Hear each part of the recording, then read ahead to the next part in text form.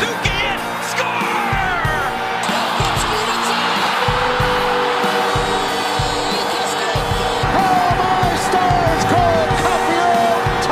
Montreal Canadiens are proud to select Ivan Demidov.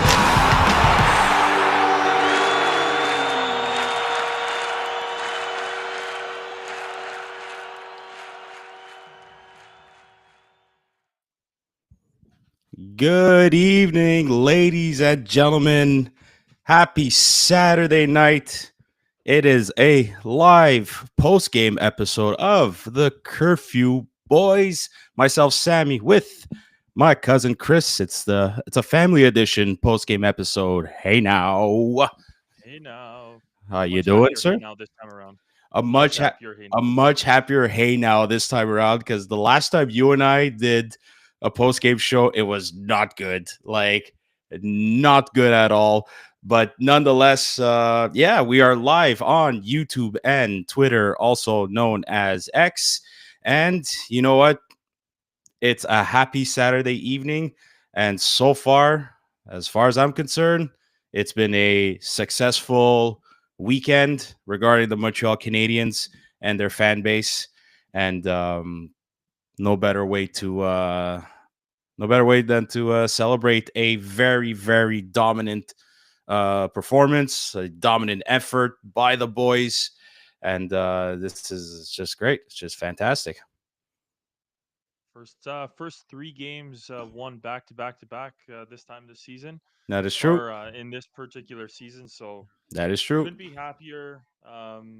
Momentum is gaining. Momentum is really picking up, and There's something in the air.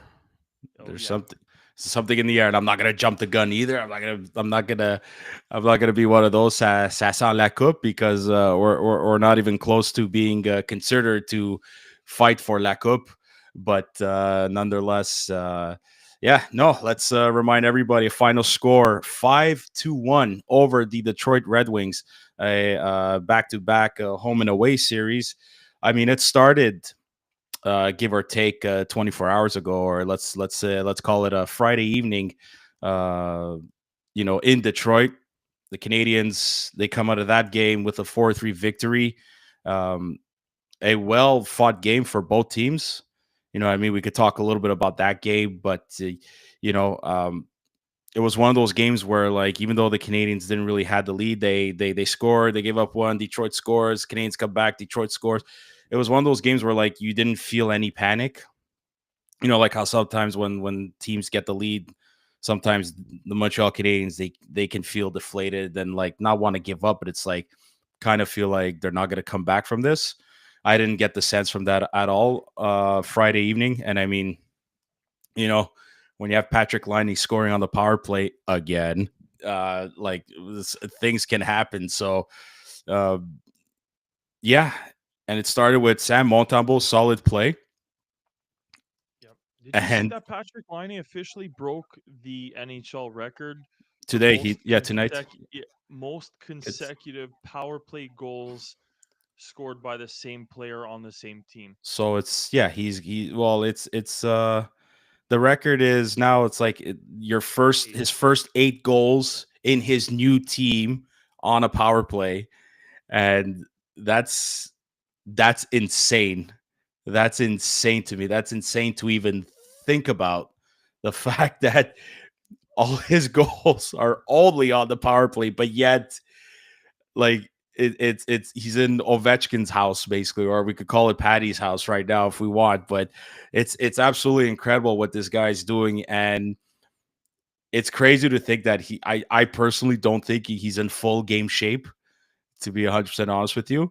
I think that injury set him back, but like, goddamn. If you look at Patrick Laine and the way he's skating, he's still a little slow. Yeah, he is. He's doing fine. His shot, look, it has nothing to do with his shot, but his skating is definitely slower. He's not galloping down the, like, if you look at him in some of the highlights, like, that boy can rush the puck, and he can skate pretty well when he gets chugging. So all that to say is, I think there's even more to come. You and Anthony addressed this in last episode, but I just want to concur on that thought and say, yeah, I think there's a lot more coming from Mr. Liney. You know what's even crazier is that Lane Hudson is putting up all these points, yet we're not totally talking about him exactly anymore. Like we're not talking about him having over almost close to 30 points and like almost like 28 of the I think he's at 23 assists right now. He's got plus a goal. He's at 24 points, but like it's so crazy. Like Lane Lane Hudson has a bit of a big thank you to Patrick Laine for that's at least 8 points. Almost.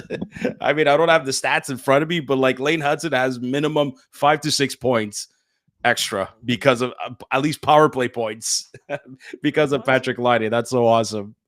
yeah, I mean, this continues this way. Lane Hudson's going to be making a pretty damn big push for the Calder discussion, but also too, like, I think he's going to blow the point predictions that we made out of the water if he continues as such. So all that to say, very, very, very exciting. Uh, you know, we can maybe go subject by subject, but Yeah. definitely something that was remarked, I think, tonight more than anything, especially when one of the last power plays, when the Montreal Canadiens basically spent the whole 2 minutes Oh my in the God. Yeah. zone. In the third But period. Yeah. Yeah. Yeah. the puck movement with Cole, Patrick Laine, Lane Hudson, Nick Suzuki, and even Uri Slavkovsky in He his almost first game scored. of the game. He almost snuck it in.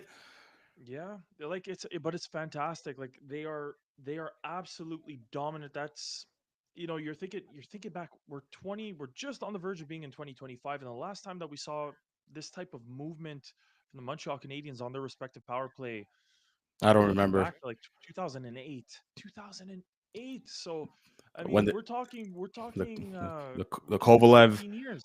That was the Kovalev, Plekanec, and Andre Kostitsyn era with Markov, and I'm pretty sure Mark Streit was on the power play. Sheldon Surrey was A had been little got. earlier. Sheldon Surrey was 2006, and he left in like the 2006 2007 season, and that year the Canadians, I truly believe, to the best of my memory, they were number one on the power play that They year. were.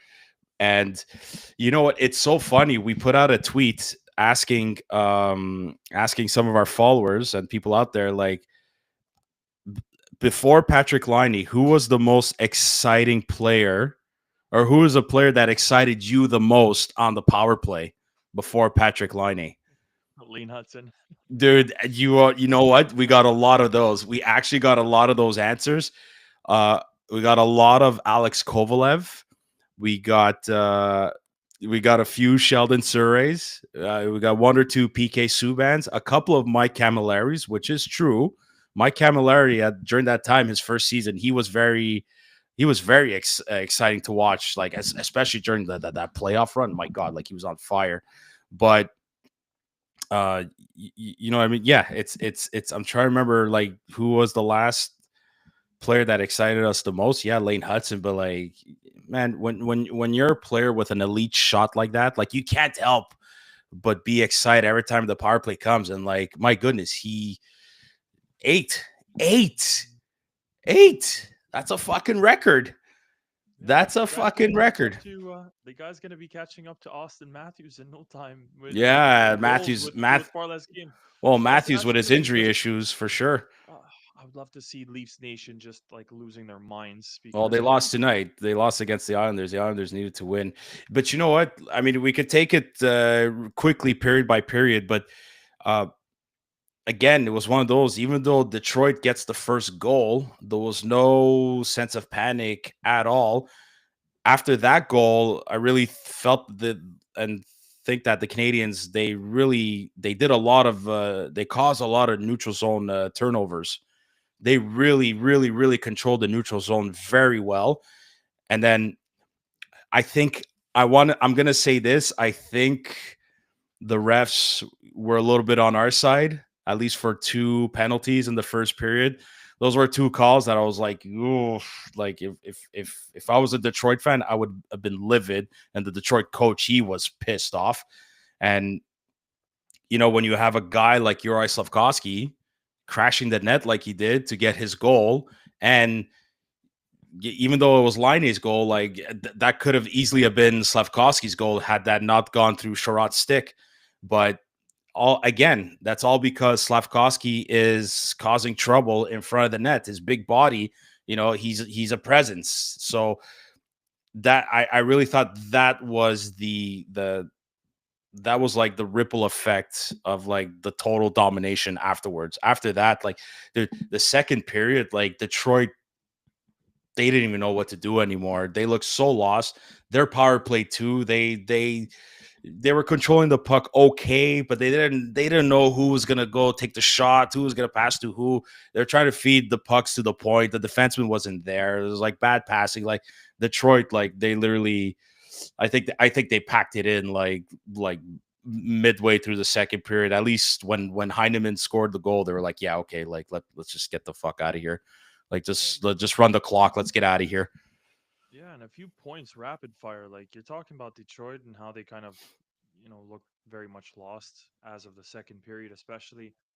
Think of guys like Dylan Larkin was borderline invisible. Mm-hmm. I think it's also very important to note if we're talking about Canadians and who is performing. Like, God, we have to spend some time talking about Jake Evans. Oh my And I think god, unreal. there was also a huge can of worms that was really opened up before the game even started. Sam Montembeault coming in back-to-back games when Mm-hmm. Primo was expected to be in, Yeah, but I think you know what, I have the utmost respect for Marty. Like whether we like it or not, this whole weekend. I know we're Saturday. Let's enjoy the weekend. yeah. Like we One still have game at a another time. day, Yeah, but exactly. But all that to say is these were must-win games. These were two 4-point games on the line, yeah, and we won both of them in regulation. Officially climbed above Detroit, so we're above yeah. Buffalo. We're That's above right. Detroit. I think we're We're in we're 31 s- points. what Uh, 6 points out of a playoff spot, out of a I wild I card. really I let me go double check, but I'm pretty sure we are. So if Five, I'm looking at we're 5 points five points. out of this. Yeah, we're no longer last in our division, which is a good thing. Again, we're above Buffalo, and Buffalo is a pure shit show, and I actually feel bad for that team and their fan base. And I like Detroit, but Detroit too. It's full of they're unfortunately full of has-beens, and I love Patrick Kane, but I don't think this is the beginning of the end. But his hip issues were a bit of a one of the concerns that we had, and he had a great season last year, but this year, I mean, he's okay. I completely forgot that fucking Vladimir Tarasenko was on the team. I really did. He's Dylan still Larkin playing strike. hockey. Yeah, like look, Lucas Raymond's going to be a great player. I love Moritz Seider on defense. I mean, Alex DeBrincat. I mean, what I mean, like unless if he's not sniping goals, like he ain't going to be doing much, unfortunately. So, no, this is a fantastic it's a fantastic weekend. It's 4 big points against a division rival, let alone an original 6 rival. They're only 5 points behind the Senators, and they're the ones that have that final wild card spot. Exactly. So what I mean, they're 1 point behind the Flyers. Yeah, if the Islanders wouldn't have won, we could have been ahead of them, or we would have been tied with them at least at 31. The Rangers too, they're falling apart. Pittsburgh though, as long as they got Sidney Crosby, I mean, anything could happen. Malkin too, Letang, but no, let's go back to we Jake Evans. This is the season of his life. Like Jake Evans is on fire. It's insane. But at the same time, too, again, how old is he? 27, 28? Like he's in peak top shape, man. Like this is like the season where he has to perform, and he's delivering on all levels, man. And as like a third line, fourth line centerman. It's amazing. A shorthanded goal the previous night. He gets this one. Like the guy's on fire, man. And he's it's only gonna up the debate. Do the Canadiens re-sign him, or do they accept whatever offers come for him, man? Like, dude, Kent Hughes is gonna have his hands full on this one. And imagine, out of all the UFAs that are coming up, like he was at the beginning of the season, like he was the player that I was considering like the least of getting offers or trying to trade, or I always wanted him to come back. I didn't think he'd be coming back at like, listen, they're predicting he could be asking 3 million, 3.5 for 3-4 years. I mean, it's not expensive, but for a guy at him at his age and the role he's gonna bring and provide, I don't know. But like he was the last player I was ever debating about, like, oh my God, are they gonna trade him or are they gonna bring him back? I had Savard in mind, I had Yoel Armia in mind. You would have hoped Christian Dvorak, but that's Wishful thinking. that's wishful thinking. Exactly. But yeah, no, Jake Evans, man. Like, how could you not love this guy right now? His secondary scoring touch that he's brought to the team, just I will repeat it. Don't care how many times I say it. Jake Evans has stapled himself as one of the league's best penalty killers by far. 1,000%. Just so smart with the puck. Like even tonight when he scored his goal, like the most that this guy should have been doing was just buying time. He went along Hmm. the boards and then he hooked in very Yeah. wide, Yeah. bought some time, and then next thing you know, he's shooting against the grain. He's shooting firing it backwards, opposite of the direction that he's skating, and he picks the top corner. Like, what the hell, man? Like you said, he was a piece that we considered to be tradable. Oh, we have the Owen Becks in the system. We have, in the eventuality, Michael Hage. We have all these other guys who are, Oliver Kapanen. Yeah. yeah, who are present. But like, Jesus Christ, Jake Evans, I'm not ready to part ways with the guy anymore. Nope. Really, really, really Nope. not. He's Nope. so important, and No. and obviously too with Christian Dvorak. Let's go a step further. Like, in no way, shape, or form does Christian Dvorak have any like similarity to what Jake Evans is bringing. Maybe he's winning some faceoffs and he's doing Mhm. half decent on the penalty kill, but Dvorak really often. Sorry to say, it's the puck goes onto his stick, and that's where the play dies half the time.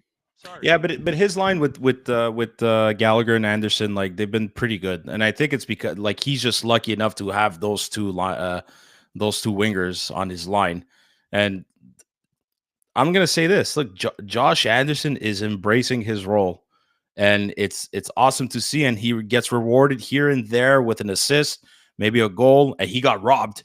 He got robbed tonight Yeah, too. But back to Jake stupid Evans, goal. like when he outskated the defenseman and almost and crashed into the net, I was pretty sure he was gonna score that one.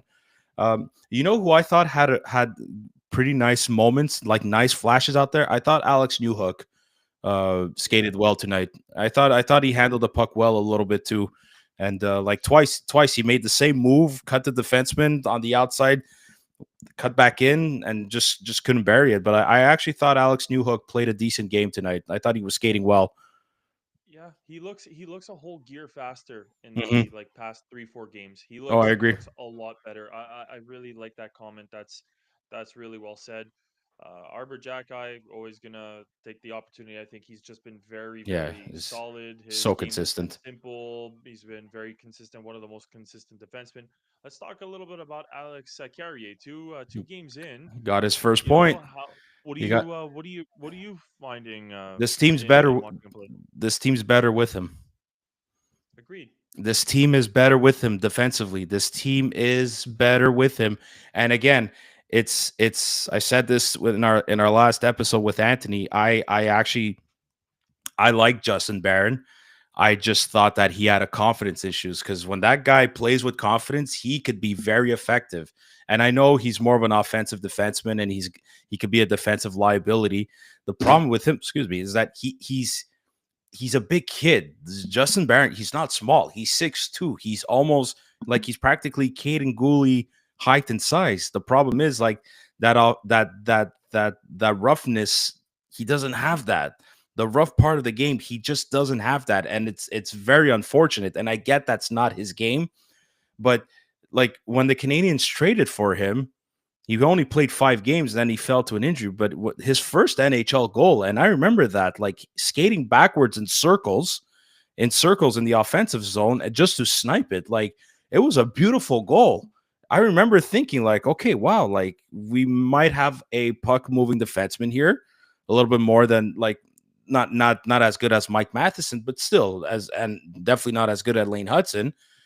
But it just I personally believe with Justin Barron, the injuries really set him back. And I think him going up and down from the minors to the Canadians could have messed up with his confidence. You have Jaden Struble that was playing well, and that that rotation could have messed up with him too.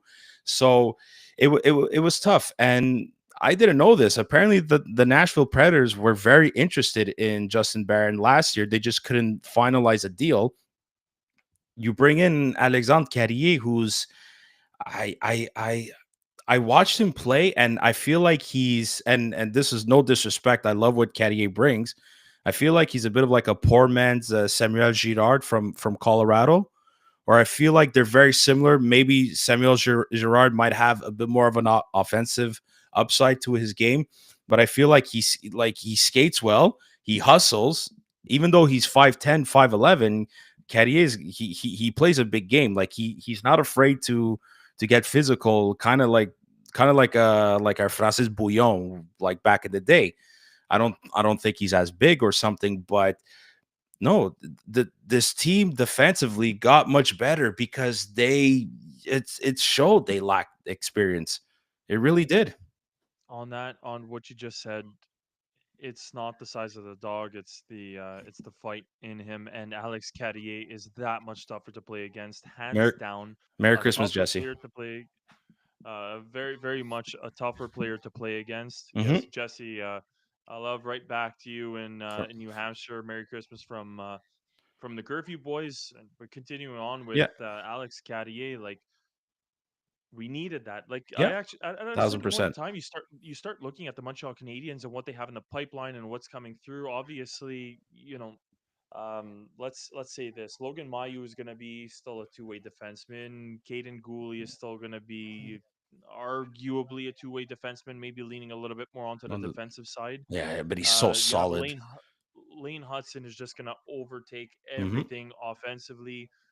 Reinbacher, he's already been set back a year. I'm gonna go out Yeah, right and say it's gonna be uh, a 1 year setback, and that and and injury that's that. hurts. Well, you know what?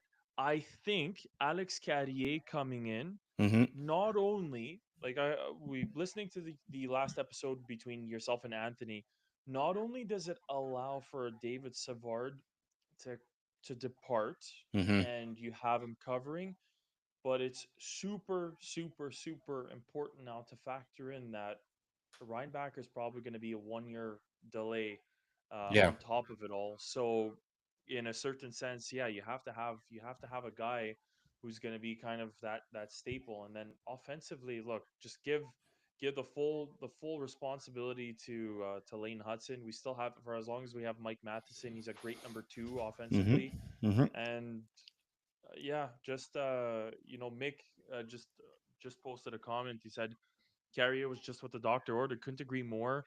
And again, it changes the style of play in a certain sense. It Yeah. really does change. It changes the style of play of the Montreal Canadiens. Like, it also, pardon me, but it settles us the hell down. What Yeah. happened against Yeah. Pittsburgh? That is the type of shit that happens when you have a Justin Barron in the lineup. Who, like, it's not the same emotional management or management Hmm. of emotions, should I say. Well, you know what? It's funny you mentioned that game because I really believe that was the game where maybe Kent Hughes and Jeff Gordon were like, it could even be that that game before they're like, no, we gotta have our pro scouts look for a veteran defenseman. They always said they wanted a top four right-handed defenseman. They've said it from almost from the very beginning, not at the very beginning of the season. I just really think that Pittsburgh game solidified, yeah, okay, let's go make that deal. We really, really have to. And if you ask, well, not if you ask, excuse me, not that like we know the professional reporters out there.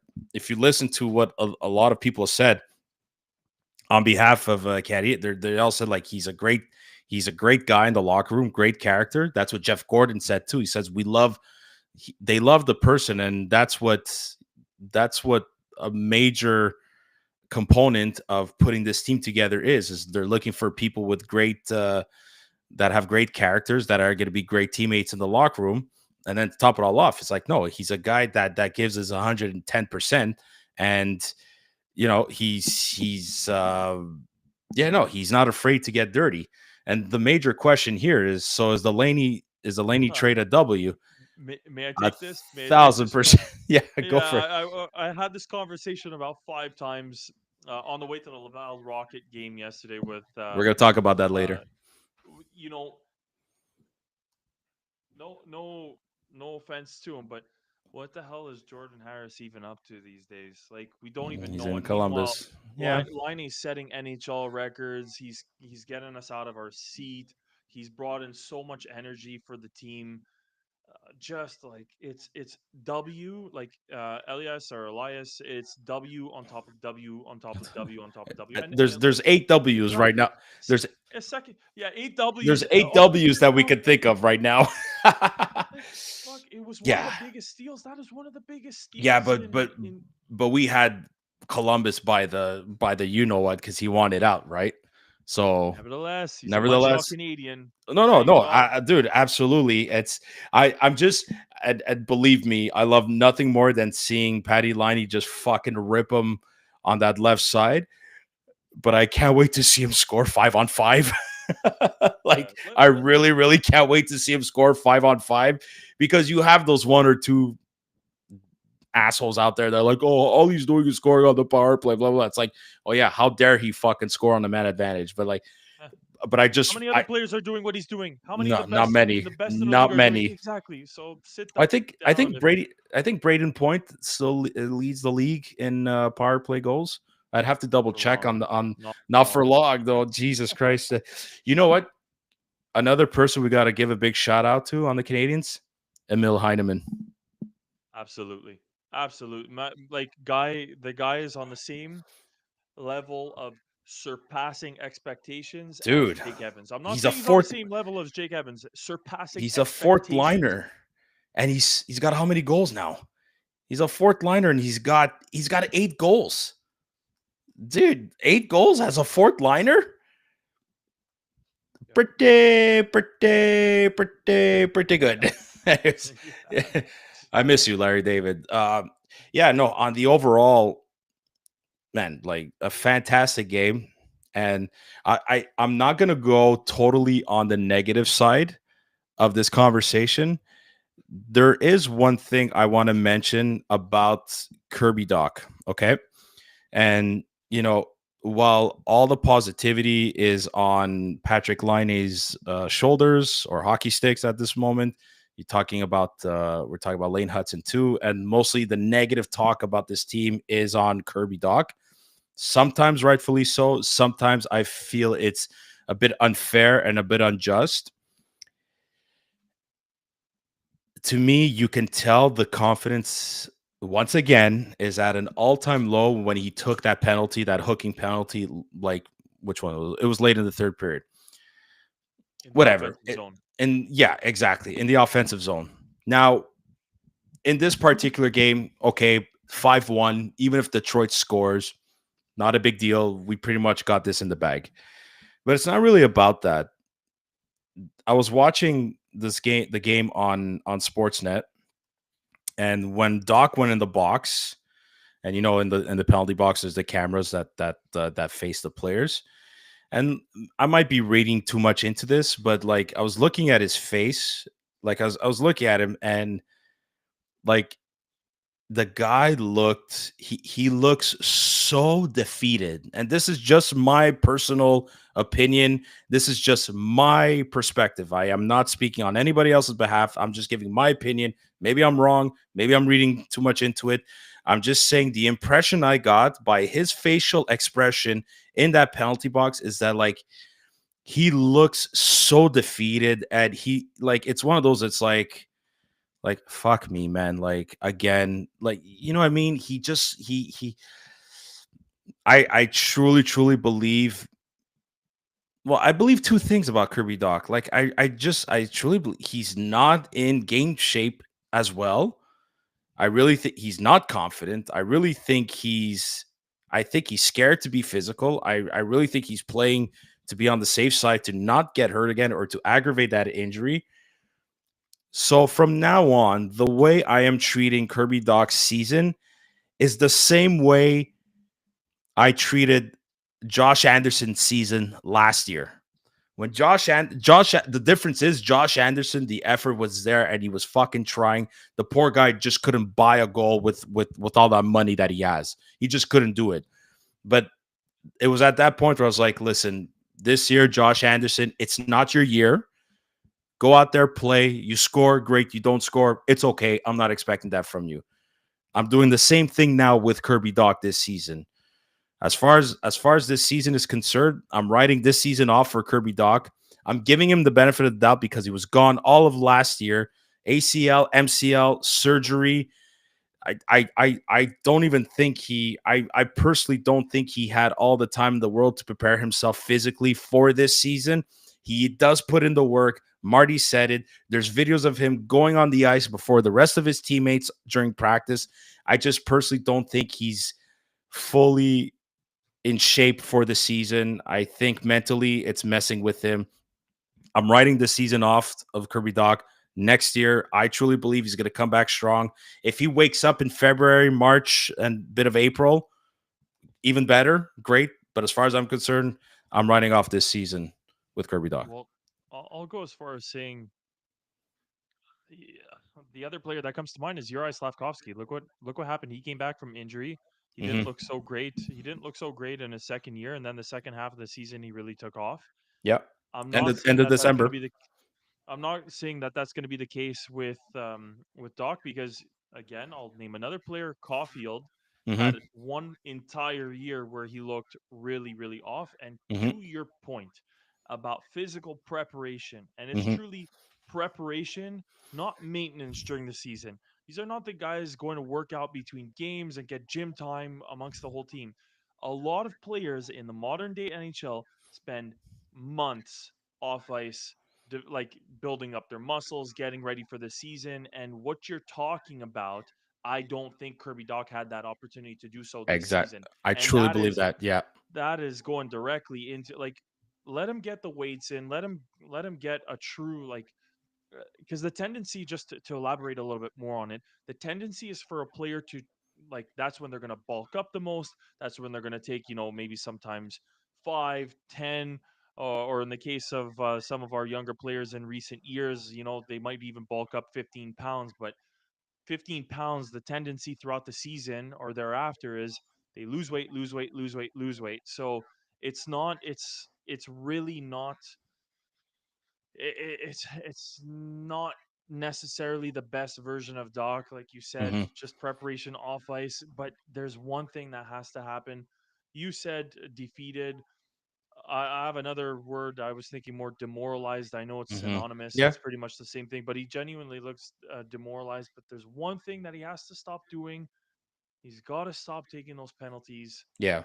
Yeah. He really just has to be a little bit more control of his A stick. stick. Yeah. If he can't catch up to the guy, let him go. Just let him go. That's my only request for Kirby Doc. Like other than that, let's wish him a speedy recovery, and maybe he gets he pots a couple lucky goals and that gets him going and restarts the machine in 2025. So Monday night, the Canadians face the Columbus Blue Jackets, and what great way then to end the year actually, winning their final home game. And we talk about how important it was to catch these 4 points, and man, I they have potential of getting six.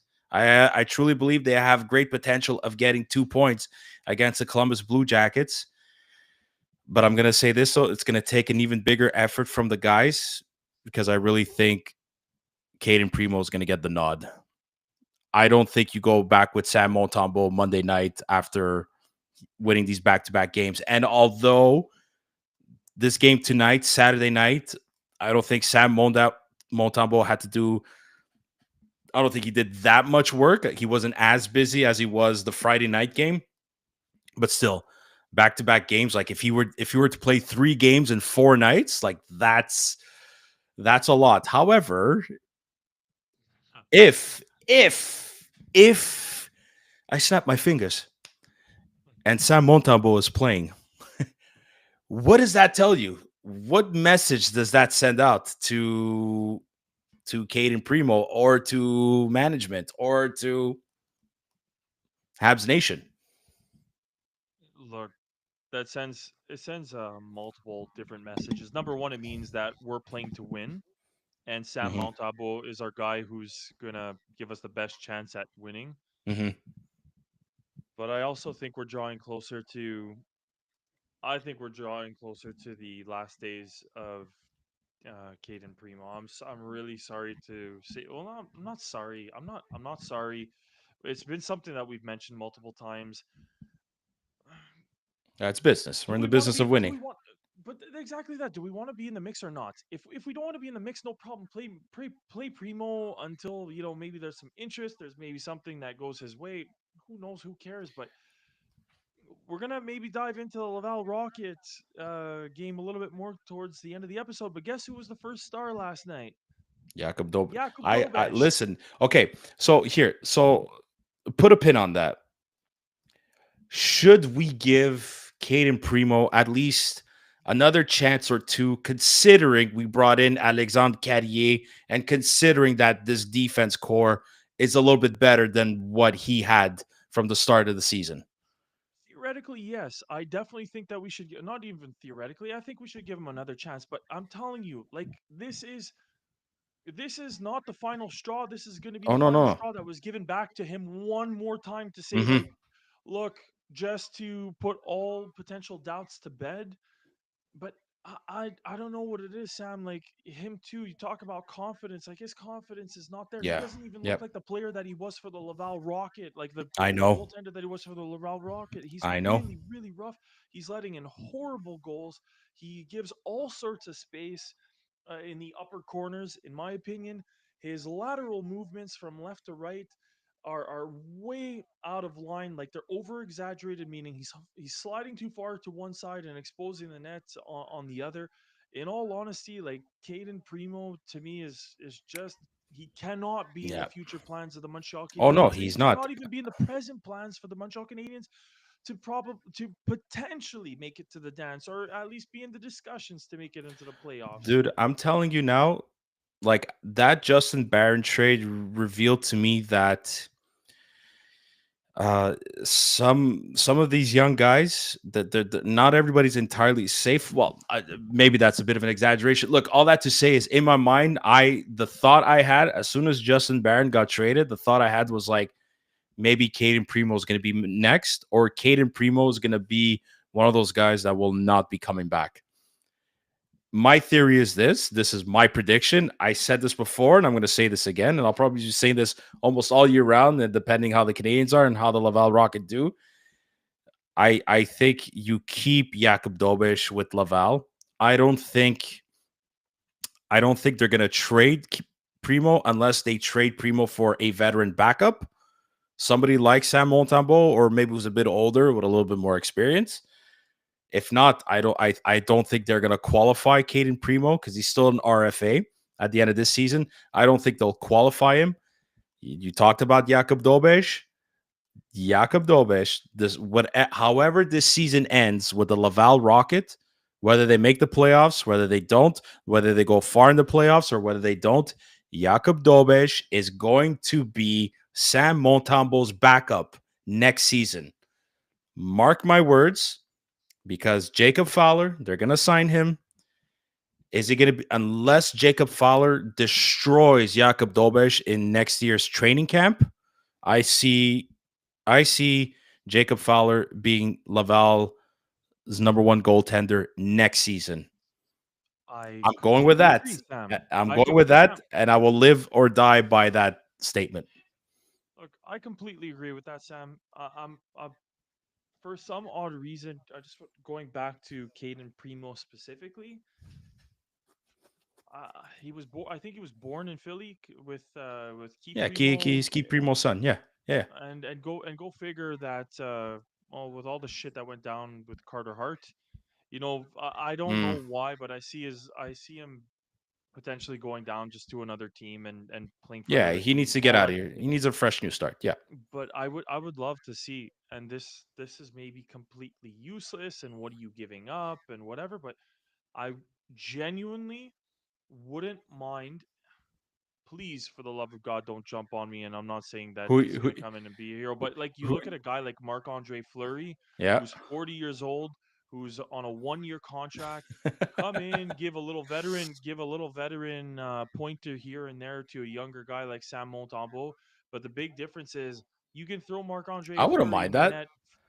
net. You throw Marc-Andre Fleury into the net for a handful of games here and there, and you have that much more opportunity to actually win the game. And he Hmm. understands his role as a backup, and he Hmm. knows what kind of value he can bring to Sam Montembeault. And again, in all honesty, I'm not saying that we're trading for him, or I'm But not that saying would be. Marc-Andre Fleury is a I savior, would but like that. I fucking would. I would love to see that. That would be pretty As cool, compared actually. to, I wouldn't yeah, mind that. I wouldn't mind seeing. Can you if this is Marc Andre Fleury's last year, I wouldn't mind seeing it end in Montreal back home. yeah, No, he yeah. gets the hero. He gets the local hero salute at the end of the season. He retires a Montreal Canadian, a Hall of Famer. I wouldn't mind that. I don't think it's gonna happen, but that would be pretty freaking cool. He's back. He's a backup in Yeah, Minnesota. no. I absolutely. No, I get what you're saying. Before the game started, did you see Marty? How pissed off he was at that reporter? That question. How do you You even know what? ask that? How do you even ask that question? You can't. It's a shitty like. Okay, welcome to the Montreal market. Yeah, That's exactly. just part of it. But it's the one thing that I have to say.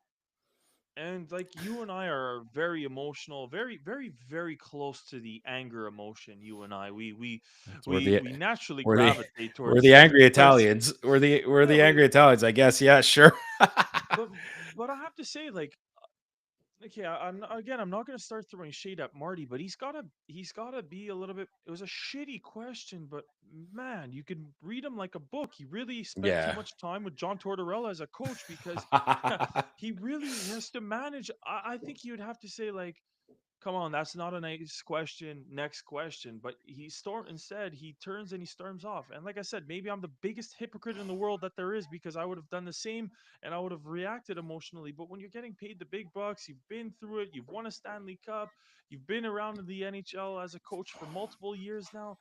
Like, it's a shitty question, but Marty's gotta also Tone it down. maybe take it down a notch a little bit. They're like, okay, thank you. They didn't even have time to put their mics off. Right away, he's like, da about knack. He just storms right through.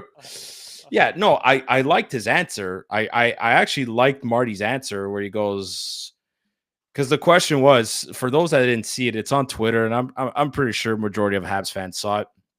The reporter Yes, asked, also has it on Instagram if you yeah, don't so have it. so so so there you go. So the reporter asked Marty in French. He goes, coming back to the goaltenders, does this mean, I'm paraphrasing here, but does this mean that you have less confidence in Cade and Primo for going moving forward or for tonight's game? And then Marty's answer was, "Look, man, I'm just trying to coach tonight's game. Like, can you let me coach tonight's game?" And then I think that's when Chantal, like, good on her. I don't know if that was originally supposed to be the final question of that interview or that press conference, but Chantal Maccabi was like, "Okay, yeah, we're done." And that's the mics in front of him. He had all the mics. They didn't even drop yet. He's like, "Da ba knock." It's like, yeah, no, and I get it. I get what you're saying. Yes, it's yeah, we can be big time hypocrites when we say you got to keep your emotions in check for sure. The game of hockey is an emotional sport to fucking begin with, and like unless you play it, unless you've played competitively, unless you've fucking got your head knocked out, then knock somebody else's head too. Like, yeah, but I think that's also the type of person that Marty is. He's a very emotional guy. Like, did you see the video of him screaming when Lane Hudson scored his first goal? Like Marty practically jumped on the ice. He was trying, like, you know what I mean? Like, and I truly think that's okay. I get what you're saying, but at some point too, like I would rather see. Yeah, I love that you compare it to John Tortorella, and I love John Tortorella. I could watch John Tortorella interview highlights all day, and I would not get annoyed. I would not get upset. I would actually laugh, and maybe because he has an Italian last name, we can relate. So, but at least he doesn't go. He didn't go down that route. At least he didn't go like that's a stupid question, or at least he didn't try to tell like Brooksy in French, yo, get the fuck out of here. So, you know what I mean? So I get what you're saying, but like I think sometimes too, like it's good to show like, you know what, tabarnak, like that's a bit of a stupid question without saying it's a stupid question. So I don't know. Like Did you there's considering the heat that Marty got from the beginning of the season, maybe getting a bit now, maybe not so much because things are kind of going well for them. They're going very well. Actually, the Canadians, things are going very well for them for the month of December. Actually, they're what, 1, 2, 3, 4, 5, 6 and only 1, 2, 3. They're 6-4. They're 6-4. And you know what? They best do this now because look, I think they could win on Monday against the Columbus Blue Jackets. Then they're off for 4 days for the Christmas break. They come back on the 28th, the 29th, and then the 31st, 28th against the Panthers, 29th against Tampa, and then the 31st against Vegas. Like that's going to be tough. That's going to be very, very, very challenging for them. So, Yeah. yeah, you were about to say, ask me something? I just wanted to make one last point on Marty. Hmm. I think about it, who he is as a human being, and I just think the guy is. We're right in saying that he's a super, super, super competitive individual, Hmm. and I sometimes wonder, and I'm asking you the question again. It's a figurative question, but do you think this guy is struggling? Like this guy cannot wait to win, and I think he could be one of the right and key pieces to helping this team win in the eventuality down the Do you road. think do you think he's But struggling with what? well, the fact that they're just over a 500 team. They're not even really a 500 team. They're still out of the playoffs. They're No, not no, I competing. don't They think. get humiliated here and there. Like No, that. I don't That's think. that. No, I don't think he's struggling. Like if he was gonna struggle, I don't think he would have taken this job. And maybe like in the heat of the moment, say, yeah, yeah, I could take it, I could keep it together and all that. No, no. He knows what the process is, and it's you know what I mean. Like there's only one player that's struggling under him, and that's amongst the guys that are part of the core, and it's Kirby Doc. But again, Doc Doc missed a full year last year. Nick Suzuki's having a pretty good year. Cole Caulfield's having a pretty good year. Uri Slavkovsky woke up ever since Marty put him back on that top line. Emil Heineman, a rookie, he's scoring. He has 8 goals on the fourth line. Lane Hudson, like nobody's surprised. Like it could be that Marty's lucky that there's a rookie defenseman like Lane Hudson, but nonetheless, Lane Hudson's performing. Arbor Jacki, after he got healthy scratch 2-3 games, came back and's been the most consistent defenseman who's still part of the future. Caden Gooley is getting top pairing minutes. Like, no, what Marty's doing with the core future members of this team, or the current core members of this team that are going to be part of the long-term plans, like everything's working out well for them. Like Yeah, it's no, like the it's only ones it's maybe Doc, it's just maybe Doc, and it's maybe and you could put a new hook in there. But you're not getting like, but the veterans, like he's giving. Look, Gallagher has 9 goals. Josh Anderson, he got comfortable in his role. Look what Jake Evans is doing.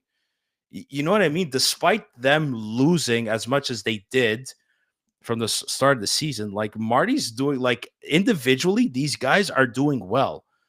And you look at what Patrick Liney's doing. I'm sorry, I cannot help but think that they would be in a much better position had Patrick Liney started the season without that fucking injury. by far. But we're not going to beat a dead horse. But Patrick No, Liney completely changes the whole dynamic of this whole team, thousand and percent. all the like the utmost respect to Cole Caulfield. Cole Caulfield is not Patrick Laine, No, and Cole Caulfield did not have that impact on the power play. I know there was also a little bit of an influence with Lane Hudson coming onto the power play and really shifting that dynamic too. But Patrick Laine is like, I'd say Cole Caulfield is an elite shooter. Mhm. Patrick Laine is an elite shooter amongst the elite shooters of the Dude, league, and he's up there with he just Ovechkin and Matthews, man. Not yeah. many players can shoot the way he does, dude. It's fucking insane. It's No, exactly. insane. Yeah, But totally. it's going back to one of the first points that was made about the power play. It's just like the way that they were moving, Yeah. and honest to God, we They need can't to even say it. shoot. Like Shoot. They had to shoot at one point. But yes, they that had, puck movement was amazing. yeah, exactly. But even like we're gonna go take a trip down memory lane, and I'm actually gonna go study some of the old, not study, but go watch some of the old Canadians power plays. I don't even think the team was moving the puck like this. I know, again, you're playing against a defeated Detroit team who's just playing for form to not get absolutely destroyed in the third period. But even in, I think it was the, damn, now I'm getting confused. If it was the first period or the second period, 8 minutes remaining. It was either 8 minutes remaining in the first period or 8 minutes remaining in the second period. I think it was the first. The Canadians were 5-on-5, dominating in the offensive zone. Yeah, yeah, Like yeah. Detroit, Yeah. No, they they didn't were. even know where the hell to go. And I think it was the second period. And like there's some really special things that are starting to happen. And you know what, too? Like we can have another conversation because this is something that's going on right now as we speak. Guess who's over in Russia? And guess who's Oh my having god. yeah. Well, what do you fucking know, huh? You show up in Russia, you speak to your coach, tell him, hey, how about you play the fucking kid a little bit? First shift, he puts with Evgeny Kuznetsov. He scores. Another Right. game two, he scores the game winner. It's 2 goals. Yep. Oh, what do you fucking know, huh? Dude, I didn't even think. I've completely forgot about what this team's going to look like with Ivan Demidov. And for them to go all Well, the way out of Russia to see him, means they fucking care. He's their prized possession. And I'm telling you, man, this kid is going to fucking change everything yep. with Liney still in the team, with Lane Hudson on the dude. If we all think the power play is exciting right now, oh my God, just Yeah. wait and Well, see. and that's the thing, Sam. Like, I had this discussion a little bit earlier in the week, and in my like just again, all due respect to these particular players, but you take Nick Suzuki, you take Cole Caulfield. I think when we're going to start to see Demidov and Hudson starting to enter in their prime, Cole Oh, Caulfield and Nick Suzuki are going to look like good players, not star players, good players in the league you, in comparison to these two guys. The only guy that we have to continue to pray pans out is going to be Jacob Fowler, because at that point in time yeah. you have something very that's going to be very similar to the Tampa Bay Lightning. You're going to have a bunch of really good support players in Cole Caulfield, Nick Suzuki. I can't believe I'm actually saying this, but Slafkovsky, hopefully Kirby Doc still, but like Demidov is going to be your Kucherov. Mm-hmm. Like got a bad taste in my mouth No, saying that no, that it's a player's name, good. No, it's not. It's a but good fucking Kucherov thing, man. Trust me, it's a good fucking is thing. he's not a shutdown defenseman. He's not a shutdown defenseman like Hedman, but it's going to be a hell of a star player on defense, more similar to like a Quinn Hughes or a Makar. But I'm not saying Demidov is going to be. It's going to be a balance of Colorado slash Tampa Bay, and then you have it'll fall more in the Tampa Bay model if Fowler pans out, because then you have a star player in net, you have a star defenseman, or you have a, let's say a superstar or star goaltender, you have a superstar defenseman, and you have a superstar forward, and then you build around them. Like you're saying, this team, I don't think we could even start to scratch the surface on how different this team and how much better this team is going to be when those guys are getting into their prime. We're starting to get a sense of what Lane Hudson is bringing to the table and what he's going to do. But these other guys, like, I'm sorry to say, Patrick, why I'm saying all this is we're already seeing what Patrick Laine Mm-hmm. is looking like as compared to Cole Caulfield. We're getting somebody who's going to make Patrick Laine look like, maybe not on the goal front, but we have a Yeah, genuine superstar, game-changing player who's not even been factored in, and we can't even start to process just how good. Knock on and that wood, stays healthy and everything like that, And it fuck, depends this who they team is and gonna it be. depends who they draft this year, because I really think this year is going to be a very good draft. I've said this before, and then I heard Snake Boivin said this with Tony Marinaro many times. And I agree with him. And I love Cole Caulfield, and he's getting paid like one of our best players, rightfully so, because he's gonna be one of our best goal scorers on this team for years to come. But the day that at least two other forwards, or maybe even three if you want to push it, the day that two or three other forwards are overall better players than Cole Caulfield is the day that we're going to make playoffs and maybe go far.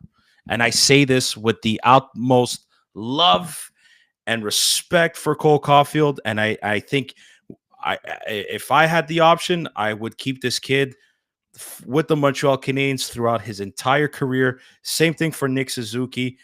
But if Juraj Slafkovsky becomes an overall better player than Cole Caulfield, I'm not saying better goal scorer, but just a better player, like someone who becomes a physical game changer, Bigger impact player. a Yeah, bigger impact exactly. player. If Slav becomes that, if Patrick Laine in the next year or two we bring him back, stays that way, if Demidov becomes that, what if Michael Hage becomes that, or whoever they draft this year? If they finish in the top 5 or in the bottom 5, bottom 10, where they could draft at least high enough, yes, I guess I truly, truly, truly believe that, and I still think we need that one more very impactful defenseman, maybe to replace Mike Matheson in the future. Like, to me, like a Schaefer this year going to the draft, like he might go Matthew Schaefer. Like, he's disgusting. This kid is, I can't wait to see him at the World Juniors, and I can't wait for that tournament to start. Look out for him for Canada. He's going to be amazing. He might go first overall. I still think we need that type of defenseman, but yet I do think we're well balanced on defense. If it's a big if David Reinbacher is healthy and can play up to his potential. We're gonna slowly end this. You were at the Laval Rocket game yesterday, so I kind of want you to give us a scouting report of what some of the potential future key players of this team look like. Like, obviously Joshua Roy scored a nice goal, but Owen Beck got an assist. Jakub Dobeš played well in his return. Yeah, give us a scouting report. What did you like? What did you see? So what might have not shown up as much on this, well, it would have showed up on the score sheet, is that it was a very rough game. It was Mm-hmm. a very hard hitting, lots of fighting, um, and even Luke Tuck fought. Luke Tuck I love him. I got love him. he didn't do he didn't do too well in the fight. Him and his brother are not fighters, but No, it's why okay. am I saying all of this? Again, Jakub Dobeš, hell of a game. They had multiple 5-on-3 penalties that they killed. And I'm talking Mhm. about 2-minute 5-on-3 penalties that Laval killed. They did an outstanding job. Special teams were strong. The way that they were moving the puck, especially in the first period, Laval was dominating, like Mhm. absolutely dominating the Sens farm Mhm. team, Yeah. Binnington. All that to say is they have a great chemistry. There's a reason why they're one of the top tier teams. And then talking about it being a rougher game that really got out of hand, and go check the penalty. I invite anybody to go check the penalty stats, because it was the crowd was booing, and I'm Oh, talking really? booing, screaming, because the penalties were very, very, very favored against the Laval Rocket in the second period. They did again an outstanding job. Owen Beck, a key player. Dude. Owen Beck looks like he's again a step above most players. The way No, he's good. skating, the way he's Good. handling the puck. Josh Roy also looks pretty good out there. But Luke Tuck and of course Florian Jacki, these fucking guys are in every single one of the scrums. They're Mhm. Florian, he did not fight yesterday, strangely enough. Like, for example, Doesn't Condota, always one have of to the fight. players, Yeah, I saw that. we had this discussion. Condota, one of his players got hit. He just jumped and he absolutely mugged Destroyed him. McEwen. Yeah. He destroyed McEwen of That's Italian anger. Rage. That's Italian rage. Yeah. But Florian Jacki, man, he Mhm. was going up. He was sending little messages. He's the, like, Getting their face a bit. yeah, like the overall sentiment was just, here comes another great team player. Here comes Hmm. another great human being that a lot of teammates will look up to you all around. Like, I fully expect Laval to be doing something special and potentially advancing quite far this year. Again, Jakub Dobes, I'm gonna go back to that without opening up a whole goalie discussion, but he was very, very, very solid. He looked very solid without doing anything dramatic. Okay. That's Yeah. it's Yeah. a la Carey Price, like just good positioning, big guy covering the net, stopping the He's, shots that he needs to stop, he's calm. supporting this. Yeah. Yeah, very, very, very calm. How did? Yeah. But I Phil. and Phil. Mayu, fuck, Yeah. How did Mayu look? Mayu had a couple of little hiccups here and there, but on the overall, I think he was just And he's a very safe play. He's surprisingly freaking safe. oh, He's really? making less rushes, in my opinion. He made Okay. a lot less rushing plays in yesterday's game.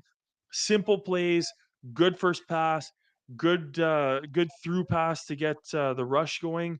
Hmm. But he wasn't even on some of the primary power play waves, which was kind of surprising. Anyways, very proud of the boys, and most importantly, for anybody who's listening and wondering what the hell, like, the take home message is, our key prospects who are expecting to be here in Montreal in the eventuality are doing exactly what they have to, and they were a dominant force. You talked Point à about la ligne.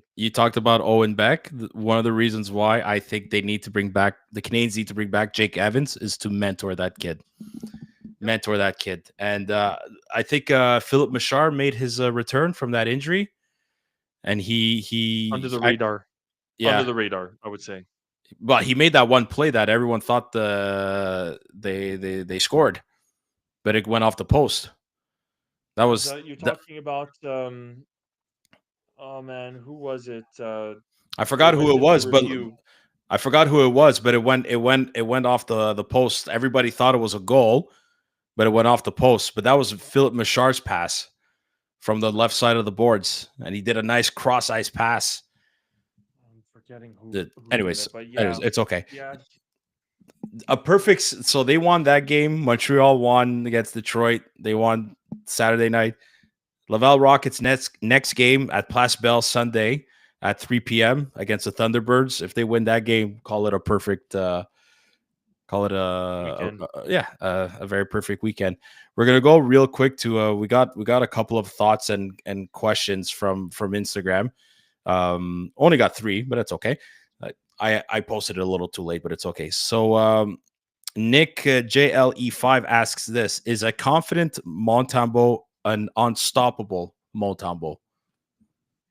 I don't think he's unstoppable, but I think he's very, very, very good. Like Nick, he, yeah. with the utmost respect, the short answer in my book is no. I think he's No, very solid. He's definitely a starter. He's definitely, I'd say, leaning on one of the top 15 goaltenders, maybe.